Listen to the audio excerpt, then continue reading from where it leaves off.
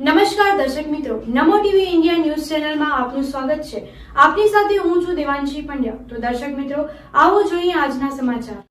નમસ્કાર દર્શક મિત્રો, નમો ટીવી ઇન્ડિયા ન્યૂઝ ચેનલમાં આપ સૌનું હાર્દિક સ્વાગત છે.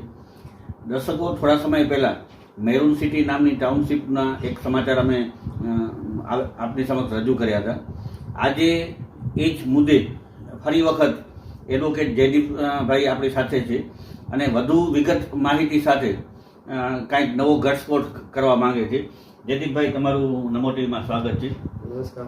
અને જયદીપભાઈ, નવો મુદ્દો શું છે, નવો ઘટસ્ફોટ શું છે એ આપ જણાવો. આ 582 પૈકી એકમાં જે મેરૂન સિટી એ રેલવેને બહુ અડોઅડ છે અને 30 મીટરની જે જગ્યા મૂકવાની આવે છે તે પણ એમાં મૂકેલ નથી છે. અને આની રજૂઆત મેં રેલવેના સત્તાધિકારીઓને કરેલ છે.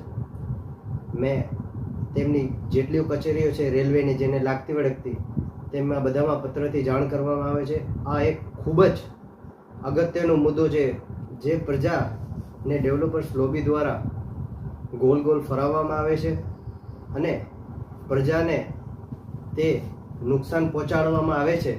તેના માટે ખાસ આ જાગૃતતા માટે હું પ્રજા માટે લડતો રહીશ. જયદીપભાઈ, રેલવેની જમીન જે છે એ કેન્દ્ર સરકારમાં આવે છે, અને તો તમે એને કેન્દ્ર સરકારમાં, રાજ્ય સરકારમાં ઉચ્ચ સ્તરે ક્યાં ક્યાં ફરિયાદો કરેલી છે? મેં એમના જેટલા પણ સંબંધિત કચેરીઓ છે રેલવેની જે લાગુ પડતી હોય, જ્યાંથી પરમિશનો લેવાની હોય છે, ત્યાં બધી જગ્યાએ મેં પત્ર લખેલા છે.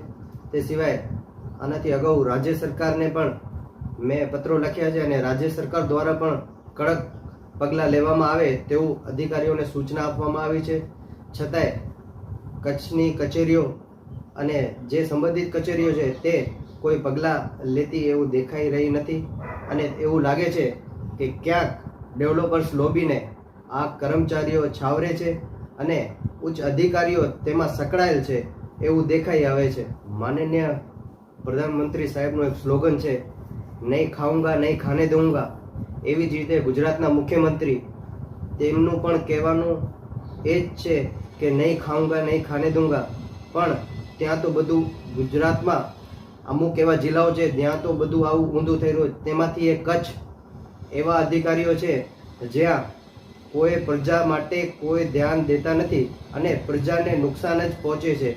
જે પ્રજાને નુકસાનથી બચવા માટે હું આ જાગૃતતા લાવવા માટે આ મહેનત કરી રહ્યો છું. સૌપ્રથમ તો મને દબાવવા માટે ઘણા એમણે પ્રયાસ કર્યા છે, પણ મારી લડત તો એ જે છે એ ચાલુ જ રહેશે. મેં એમને કહી દીધું છે. મને બીક છે કે કદાચ મારા ઉપર હુમલો પણ કરાવે. તેની પણ અરજી મેં એસપી સાહેબને આપેલી હતી. તે અરજી બાબતે મને કોઈ જવાબ મળ્યો નથી આજ સુધી. મેં એમના વિરુદ્ધ જ કરેલી હતી અરજી.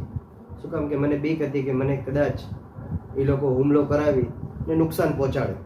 દર્શકો, બહુ સરસ વાત કરી એડવોકેટ જયદીપભાઈએ કે એક બાજુ આપણા આદરણીય વડાપ્રધાન એમ કહેતા હોય કે હું ખાઈશ નહીં ને ખાવા દઈશ નહીં, અને અત્યારે ડબલ એન્જિનની સરકારમાં માનનીય ભૂપેન્દ્રભાઈ પણ એમ જ કહેતા હોય. પરંતુ કચ્છનું એક ન કહેવાય એવું કલંક છે કે અધિકારીઓ અહીંયા આવે છે, કરોડો રૂપિયાના કૌભાંડ કરે છે અને પોતાના ખિસ્સા ભરી અને પાછા અહીંથી વેતા થઈ જાય છે. ખરેખર જંગલરાજ જેવું પણ ચાલે છે, કેમ કે હાલમાં જ અમે ઘણી બધી સ્ટોરીઓ એવી કવર કરી છે કે જેની અંદર ભૂમાફિયાઓએ કરોડોના આવા ભ્રષ્ટાચાર આચર્યા છે, પણ એની સાથે એક્શન કોઈના ઉપર લેવામાં નથી આવતા અને ક્યાંક ને ક્યાંક અધિકારીઓની મિલીભગત અને મહેસૂલ તંત્રની ઘોર બેદરકારી પણ જોવામાં આવી રહી છે. જયદીપભાઈ, આપનો ખૂબ ખૂબ આભાર.